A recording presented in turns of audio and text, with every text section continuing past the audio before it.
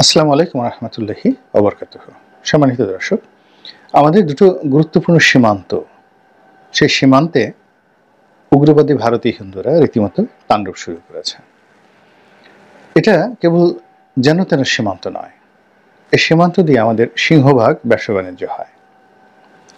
সিলেটের যে সীমান্তটি রয়েছে, এই সীমান্ত দিয়ে আমরা যে ব্যবসা বাণিজ্য করি, এই উত্তেজনার কারণে পুরো ব্যবসা বাণিজ্য তছনছ হয়ে যাচ্ছে।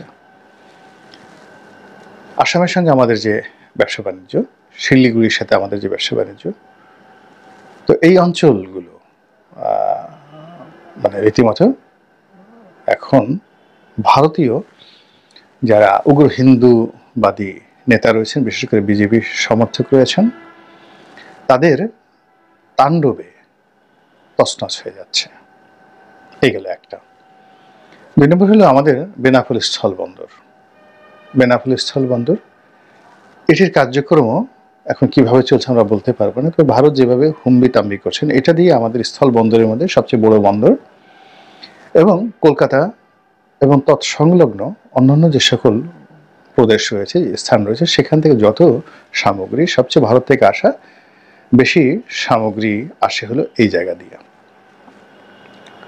সেখানেও এই কলকাতার উগ্র হিন্দুত্ববাদী যারা রয়েছেন, তারা একেবারে পেট্রাপোল বন্দরে, মানে বাংলাদেশের সীমানার ওপারে ভারতের যে অংশ, সেখানে রীতিমতো তাণ্ডব চালাচ্ছে। আর একটা হলো আমাদের যে এই যে আগরতলা, এই আগরতলার যে সীমান্ত রয়েছে, এই আগরতলার সীমান্তে এরা তাণ্ডব চালাচ্ছে এবং এখানকার ব্যবসা বাণিজ্য কিন্তু বন্ধ হয়ে রয়েছে। তাহলে দুটো বন্দর, অর্থাৎ আগরতলা বন্দর আর সিলেটের যে তামাবিল যে বন্দরটি রয়েছে, এখানে এখনো পর্যন্ত, ওখানেও ঘটনা ঘটছে। টোটালি ৩টি, আমি দুটোর কথা বলছিলাম, মূলত ৩টি স্থল বন্দর এই মুহূর্তে বলতে গেলে কার্যত অকার্যকর রয়েছে। আর ওপারে, অর্থাৎ সীমান্তের ওপারে সিলেটের অঞ্চলে তারা যে তাণ্ডব করছে, মিছিল করছে, মিটিং করছে, বাংলাদেশ বিরোধী প্রচার করছে, এবং বাংলাদেশে ঢুকে বাংলাদেশ দখল করার, প্রতিশোধ নেওয়ার যে সকল কথাবার্তা তারা বলছে, এটি সীমান্ত অঞ্চলে রীতিমতো আতঙ্ক ছড়াচ্ছে। আর ঢাকা বিশ্ববিদ্যালয় থেকে শুরু করে আমাদের এই রাজধানীতে যারা আমরা আছি, আমাদের জনজীবনে রীতিমতো যুদ্ধের দামামা বাজিয়ে দিচ্ছে। এবং এই যে একটা তরুণদের একটা বিপ্লব হয়ে গেল, তরুণদের একটা বিপ্লব হয়ে গেল, এবং সেই বিপ্লবের রক্ত এখনো শুকোয়নি। এবং একই অবস্থা কিন্তু আমাদের 1971 সনে হয়েছিল। অর্থাৎ 1971 সনে যারা যুদ্ধ ফেরত তরুণ, তারা ছাত্রলীগের কর্মী হন বা অন্য ছাত্র ইউনিয়নের কর্মী হন, তখনও তাদের হাতে অস্ত্র। তখন তারা যখন দেখলো যে বেনাপোল সীমান্ত দিয়ে, চালনা বন্দর দিয়ে, তারপরে সিলেট সীমান্ত দিয়ে বাংলাদেশের সহায় সম্পত্তি, টাকা পয়সা, সব কিছু এগুলো রীতিমতো ভারত লুট করে নিয়ে যাচ্ছে, লুট করে নিয়ে যাচ্ছে। এবং সেই লুটপাটটা কেমন ছিল, আমি আমার একটা ব্যক্তিগত অভিজ্ঞতা কথা বলবো। তো যাই হোক, এখন তখন অনেক সেনাবাহিনীর তরুণ কর্মকর্তা, মেজর জলিলের মতো, তারা কিন্তু অস্ত্র হাতে তুলে নিয়েছিলেন ভারতের বিরুদ্ধে, এবং ওটা নিয়ে ওই সময়টাতে ভীষণ রকম একটা অবস্থা তৈরি হয়ে যেত। এখন বাংলাদেশের তরুণদের যে শক্তি এবং সীমান্তে যা কিছু হচ্ছে, এখন ঢাকার লক্ষ লক্ষ তরুণ, ঢাকা বিশ্ববিদ্যালয়, তারা এখন এই ভারতের যে আধিপত্যবাদ বা সীমান্তে যে অবস্থা, সেখানে বাংলাদেশের যে বিএসএফ, বিজিবি, সেই বিজিবির পাশে দাঁড়ানোর জন্য এরা এখন ঢাকা থেকে সীমান্তের দিকে যদি দৌড় দেয়, অস্বাভাবিক কিছু না, এটা তারুণ্যের এই মানে গতি আপনি ফেরাতে পারবেন না, এরকম একটা অবস্থা ভারত কিন্তু তৈরি করে ফেলেছে। তো যেটা বলছিলাম যে আমার একটা ব্যক্তিগত অভিজ্ঞতা, ভারত কিভাবে লুট করে। আপনি চিন্তা করেন যে আমাদের স্বাধীনতা যুদ্ধে আমরা লড়াই করেছি, সংগ্রাম করেছি। ডিসেম্বর মাসের 2 তারিখে 1971 সালে ভারতের ট্যাঙ্ক সেনাবাহিনী সরাসরি বাংলাদেশে তারা প্রবেশ করেছে ডিসেম্বর মাসের 2 তারিখে। তাহলে আমরা 26শে মার্চ থেকে, অর্থাৎ 25শে মার্চ থেকে এই যে ডিসেম্বরের 2 তারিখে কারা যুদ্ধ করেছে? আমরা যুদ্ধ করেছি। 2 তারিখে তারা এসেছে। এরপর তারা যে এয়ার স্ট্রাইক করেছে, কয় তারিখ থেকে এয়ার স্ট্রাইক করেছে? পুরো সময়টা আমরা পাকিস্তানের যে বিমান বাহিনী, তাদের এয়ার স্ট্রাইকে আমাদের মুক্তিযোদ্ধারা আহত হয়েছে। এইগুলো কোনো ইতিহাস তারা বর্ণনা করছে না। আমাদের গেরিলা বাহিনীদের যে বীরত্ব, এইগুলো ভারত স্বীকার করছে না। তারা বলতে গেলে পাকিস্তান সরকারের সঙ্গে একটা নেগোসিয়েশন করে, মানে ভুট্টোর সঙ্গে একটা নেগোসিয়েশন করে, ইয়াহিয়া খানের সঙ্গে একটা নেগোসিয়েশন করে, যে আত্মসমর্পণের নাটক তারা করলো। সেই আত্মসমর্পণের নাটকে বলতে গেলে জেনারেল উসমানীকে আসতে দেওয়া হয় না। জেনারেল উসমানী একটা প্রাইভেট যাকে বলে প্লেনে করে আসছিলেন, এবং তার সেই প্লেনে গুলি করা হয়েছিল, ভারতীয় আর্মি গুলি করেছিল। এবং 16 ডিসেম্বর তারিখে তার সেই প্লেন ঢাকার পরিবর্তে গিয়ে তারা সিলেটে ল্যান্ড করতে বাধ্য হয়েছিল, এবং সেখানে আরেকটু ভদ্রলোক মারা যেতেন, জেনারেল সর্বাধিনায়ক এম এজ উসমানী। প্রবাসী সরকার যারা ছিলেন, ইনক্লুডিং তাজউদ্দিন আহমেদ, বলতে গেলে 16 ডিসেম্বর তারিখে তাদেরকে গৃহবন্দী করে রাখা হয়েছিল কলকাতাতে, যেন তারা বাংলাদেশে আসতে না পারে। ফলে কি হলো, পাকিস্তান আর্মির সঙ্গে ভারতীয় আর্মির একটা চুক্তি হলো, এবং সেটাই এখন সব জায়গাতে, যে পাকিস্তান বাহিনী আত্মসমর্পণ করেছে ভারতীয় বাহিনীর কাছে। ওখানে বাংলাদেশের একটা লোকও ছিল না। তাহলে ওই সময় 90,000 সৈন্য ডিপ্লয় ছিল। আপনি চিন্তা করুন যে এখন আমাদের 3 বাহিনী মিলিয়ে 2 লাখের মতো আমাদের এখন সশস্ত্র বাহিনীতে লোক সংখ্যা, জনবল। 1971 সনে বাংলাদেশে 90,000 সেনা ডিপ্লয় করা ছিল। তো যারা আত্মসমর্পণ করেছে তাদের সবার একটি পার্সোনাল আর্মস ছিল। আপনি যেটা জানেন যে সেনাবাহিনীর আর্মসকে বলা হয় তাদের পোশাকের মতো, জাস্ট সবার যেভাবে একটা পোশাক থাকে, একটা বুট থাকে, তদ্রূপ সব সোলজারের একটা করে আর্মস থাকে। তো এই যে 90,000 আর্মস কোথায় আছে? পাকিস্তানের সেই ট্যাঙ্কগুলো কোথায় আছে? যুদ্ধ জাহাজ ফ্রিগেটগুলো কোথায় আছে? আমাদের ট্রেজারিতে যে টাকা ছিল ভাগাভাগি করে, সেই টাকাগুলো কোথায় আছে? এটা নিয়ে আমি একজনের একটা বক্তব্য শুনছিলাম। তখন হবিগঞ্জের 1973 সনে এমপি হয়েছিলেন। তার আগে 70 নির্বাচনে গণপরিষদ মেম্বার তিনি ছিলেন। তার সন্তান, তার সঙ্গে আমার কথা হলো, এবং ভদ্রলোক আমার বাসায় আসলেন। ওনার মেয়ের সঙ্গে আমার ছেলের একটা বিয়ের কথাবার্তা হচ্ছিল, হবিগঞ্জ সদর আসনের এমপি ইন 1971, অর্থাৎ তিনি 70 নির্বাচনে নির্বাচিত হয়েছিলেন, পরে আবার স্বাধীনতার পরে আবার হলেন। তো সেই ভদ্রলোক মুক্তিযুদ্ধের সময় পুরো এলাকা তার নেতৃত্ব ছিল। তো কেবলমাত্র হবিগঞ্জ জেলার যে ট্রেজারিটা রয়েছে, হবিগঞ্জের ট্রেজারিটা, তখন তো সেই ট্রেজারির যে টাকা, সেই 2 ট্রাক টাকা ছিল, মানে রুপি এবং ডলার মিলিয়ে 2 ট্রাক।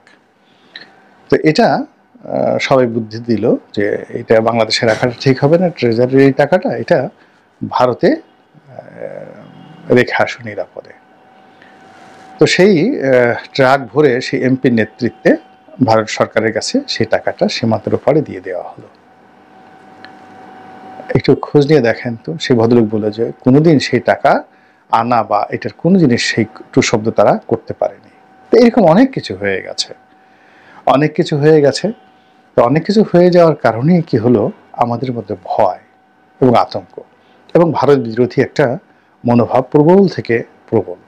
1971 সনের যে ইতিহাস আমরা জানি বা লিখি, সেটার একটা অংশ ভারতের অপারেশন, নট অপারেশন, অপারেশন মানে অত্যাচার। সেই অত্যাচারটা লিখিত নয়, তারা আমাদের জন্য অনেক কিছু করেছেন, এটা সত্য। তাদের সমর্থন না পেলে আমরা পাকিস্তান বাহিনীকে পরাজিত করতে পারতাম না, এটাও সত্য। লড়াই দীর্ঘস্থায়ী হতো এবং অনিশ্চিত ছিল সব কিছু, এবং বঙ্গবন্ধু শেখ মুজিবুর রহমান প্রাণে বেঁচে থাকতেন কিনা তাও বলা যাচ্ছে না। তা সব ঠিক আছে, কিন্তু তার সঙ্গে সঙ্গে আবার স্বাধীনতা উত্তর বাংলাদেশে, অর্থাৎ ওই 9 মাসের মধ্যে স্বাধীনতা পরবর্তী বাংলাদেশে এবং আজও অবধি তারা যে কর্মকাণ্ড করে যাচ্ছে, সেটি কোনো অবস্থাতেই সমর্থনযোগ্য নয়। এদেশের গণতন্ত্র, এদেশের মানবাধিকার, সব মিলিয়ে আমরা চাই যে ভারতের কলকাতাতে যে গণতন্ত্র আছে, দিল্লিতে যে গণতন্ত্র আছে, সেই গণতন্ত্রের সমপর্যায়ে গণতন্ত্র কেন বাংলাদেশে হচ্ছে না? ওখানে ফ্রিডম অফ স্পিচ যেভাবে আছে, ফ্রিডম অফ প্রেস যেভাবে আছে, এটা কেন বাংলাদেশে হচ্ছে না? এখানে প্রথম আলো, ডেইলি স্টার, তাদেরকে বলা হয় ভারতের দালাল, ভালো কথা। আবার আওয়ামী লীগকে বলা হয় ভারতের দালাল। তো এখন ভারতের দালাল, দু দালাল, আওয়ামী লীগও ভারতের দালাল, প্রথম আলো, ডেইলি স্টার ভারতের দালাল। এখানে এই দুই দালালের মধ্যে কন্ট্রাডিকশন হয়ে যাচ্ছে, এবং সেই কন্ট্রাডিকশনে প্রথম আলো ফ্রিডম অফ স্পিচও পাচ্ছে না, ফ্রিডম অফ প্রেসও পাচ্ছে না। তো এর ফলে এই যে একটা দ্বিমুখী আচরণ, মানে তারা বিএনপিকে মদত দিচ্ছে, জামাতকে মদত দিচ্ছে, আওয়ামী লীগকে মদত দিচ্ছে, আবার এদের বিরুদ্ধে যখন যেভাবে তারেক রহমানের বিরুদ্ধে কাজ করছে, বঙ্গবন্ধুর বিরুদ্ধে কাজ করেছে, এমনকি শেখ হাসিনাকে ক্ষমতাচ্যুত এইবার যে করা হয়েছে, তাকে দিল্লিতে উঠে নিয়ে যাওয়া হয়েছে, এগুলোর মধ্যে যে ভারতের হাত নেই তা কিন্তু বলা যাচ্ছে না। এর কারণ হলো বঙ্গবন্ধু স্বাধীনভাবে বাঁচতে চেয়েছিলেন, এবং তার এই অবাধ্যতাকে বেয়াদবি হিসেবে নিয়েছিল ভারত। আবার শেখ হাসিনাও বারবার চেষ্টা করেছে, কিন্তু ভারতের যে মায়াজাল, সেই মায়াজাল থেকে সে বেরোতে পারেনি। এবং এখন দেখুন ইউনূস সরকারকে এতটা, যাকে বলা হয় চক্রান্তের জালে, বিভিন্ন রকম প্রভাবে, সন্ত্রাসে, ভয়ে, আতঙ্কে এমন একটা অবস্থা করে ফেলেছে যে এই অন্তর্বর্তীকালীন সরকার ইচ্ছা করে ভারতের এই চক্রান্তকে তারা ছেদ করতে পারছে না, এবং আমরা ইচ্ছা করলে অনেক কিছু করতে পারছি না। এখন এই যে ভারত তার যে উগ্র হিন্দুত্ববাদী মতবাদ, এই মতবাদ কেবলমাত্র এখন 3টি সীমান্তে দৃশ্যমান করেছে। এখন এরকম যদি আরো সব সীমান্তে, বিশেষ করে যে সকল সীমান্তে কাটা তারের বেড়া নাই, যেখানে ইজিলি যাতায়াত করতে পারে, এখান থেকে যদি তারা আগ্রাসন শুরু করে, আমাদের কি কোনো প্রস্তুতি আছে? কোনো প্রস্তুতি নাই। এরপরে যেটা হলো যে ভারত বাংলাদেশের দিকে তাদের যে মাঝারি পাল্লার যে কামানগুলো, সেই কামানগুলো তারা মোতায়েন করে রেখেছে, এবং ভারতীয় মিডিয়া থেকে শুরু করে বাংলাদেশের মিডিয়াতে অহরহ বলা হচ্ছে যে সীমান্তে, আমাদের যে সীমান্তগুলোতে তারা 35,000 সৈন্য যুদ্ধাবস্থায় যেভাবে প্রস্তুতি থাকে, যুদ্ধ করার জন্য যে প্রস্তুতি থাকে, এরকম প্রস্তুতি নিয়ে 35,000 সৈন্য তারা বাংলাদেশের বিভিন্ন সীমান্তে ডিপ্লয় করেছে। এখন এই সকল সীমান্তে এই 35,000 সৈন্যর সঙ্গে সঙ্গে বিজিবি আছে, মানে বিএসএফ আছে, তাদের সংখ্যা তো অনেক, এবং ওই কাছাকাছি থানা আছে, পুলিশ আছে, জনগণ আছে। তাহলে এই 35,000 সৈন্যের সঙ্গে যদি আপনি আরো জনগণ সব মিলিয়ে সশস্ত্র বিভিন্ন যারা গোষ্ঠী আছে সব মিলে যদি 1 থেকে 1.5 লাখ লোক এই সীমান্ত অঞ্চলে তাণ্ডব চালায়, আমরা কি করতে পারবো বা কতটুকু কি করতে পারবো? আমাদের প্রস্তুতি কি? আমরা শুধু ঢাকাতে ভারতের পতাকা মাড়ালাম, কিংবা বারিধারাতে তাদের যে দূতাবাস রয়েছে, বা চট্টগ্রামে তাদের যে হাইকমিশন অফিস রয়েছে, এখানে আমরা বিদ্রোহ করার চেষ্টা করলাম, বিপ্লব করার চেষ্টা করলাম, নরেন্দ্র মোদীর কুশপুত্তলিকে দাহ করলাম, এতে কি সমস্যার সমাধান হবে? আমার কাছে মনে হচ্ছে না। এখানে মূল ব্যাপারটা হলো যে ভারতীয় পত্রপত্রিকা এবং সোশ্যাল মিডিয়াতে যে সমস্ত লোক আসছে এবং তারা যে বিষোদ্গার করছেন এবং যে ভাষায় কথা বলছেন, এগুলো আমি মনে করি বাংলাদেশের জন্য অশনির সংকেত। আমি সেই 86 সন থেকে 1986 থেকে একজন সাংবাদিক হিসেবে যেভাবে দেখে আসছি বাংলাদেশ ভারত সম্পর্ক, এই সময়ের মধ্যে ভারত অনেকগুলো ক্রাইসিসে পড়েছে 86 থেকে এ পর্যন্ত। ইন্দিরা গান্ধীর হত্যাকাণ্ড, নেপালের সঙ্গে সম্পর্ক, সেখানে যুদ্ধাবস্থা, শ্রীলঙ্কাতে গৃহযুদ্ধ, সেখানে সৈন্য প্রেরণ, শ্রীলঙ্কার প্রেসিডেন্টের মৃত্যু, রাজীব গান্ধীর মৃত্যু, এরপরে চীনের সঙ্গে অন্ততপক্ষে 10 থেকে 15টি সার্জিক্যাল স্ট্রাইক হয়েছে চীনের সঙ্গে বিভিন্ন সীমান্তে। পাকিস্তানের সঙ্গে একাধিকবার, অন্ততকে একেবারে সরাসরি গ্লোবাল নিউজে আসছে, এরকম অন্তত 50টি ঘটনা 86 থেকে এই পর্যন্ত টু দি পয়েন্ট আমি বলতে পারবো যে পাকিস্তানের সঙ্গে তাদের এরকম সার্জিক্যাল স্ট্রাইক হয়েছে, মারামারি হয়েছে, যুদ্ধ হয়েছে, গোলাগুলি হয়েছে এবং সীমান্ত ক্রস করেছে। পাকিস্তান আর্মিও করেছে, ভারতীয় আর্মি করেছে, আবার তারা সেটেলড হয়েছে। কিন্তু এই যে এত গণ্ডগোল শ্রীলঙ্কার সাথে, মালদ্বীপের সঙ্গে, নেপালের সঙ্গে, তারপর চীনের সঙ্গে, পাকিস্তানের সঙ্গে, তো সেখানে ভারতের যে পত্রপত্রিকা এবং ভারতের যে সোশ্যাল মিডিয়া বা বুদ্ধিজীবী মহল অন্ধের মতো কখনোই দিল্লিকে সমর্থন করেনি এবং একই সুরে কথা বলেনি। কিন্তু this is the first time, এই প্রথম সবাই রীতিমতো পাগল হয়ে গেছেন এবং বাংলাদেশকে, বাংলাদেশের সরকারকে, তারপরে জনগণকে যে অকথ্য ভাষায়, অশ্লীল ভাষায় কথা বলছেন, এটি নজিরবিহীন, এটা ভালো লক্ষণ নয়। ওদের খুব ক্রোধ হচ্ছে এবং ওরা এক হয়ে গেছে বাংলাদেশের বিরুদ্ধে। বাংলাদেশের ব্যাপারে মমতা ব্যানার্জি এবং শুভেন্দু একই ভাষায় কথা বলবে, মোদি এবং তৃণমূল কংগ্রেস, বিজেপি এবং তৃণমূল কংগ্রেস একই ভাষায় কথা বলবে, এটা একটা অসম্ভব বিষয়। কিন্তু এখন কথা বলছে, একই ভাষায় কথা বলছে, একই ভাষায় গালাগাল দিচ্ছে। তারপর ভারতের ইতিহাসে যেটা কখনোই ঘটেনি, সেটা হলো তাদের নিজেদের যা কিছু হোক না কেন, কিন্তু কোনো দূতাবাসে তারা কখনো আক্রমণ করেনি, ভারতীয় জনগণ করেনি।